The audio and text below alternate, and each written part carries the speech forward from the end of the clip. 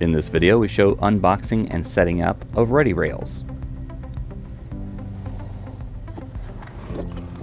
Open the box.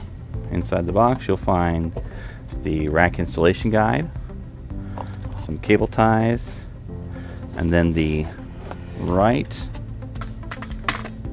and left rails.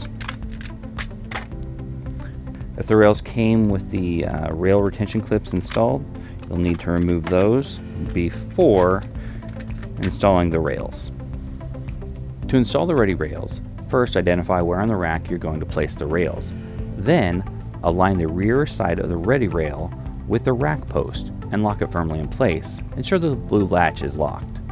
Then install the front side of the ReadyRail, ensuring it is fully seated and the blue latch is locked. Repeat this for the other rail.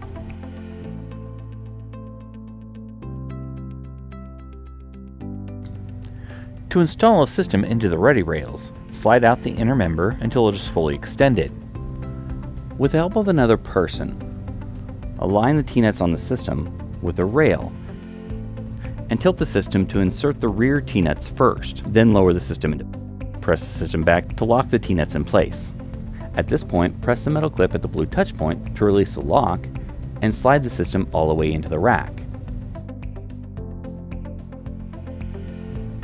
For more information or support, visit dell.com/support.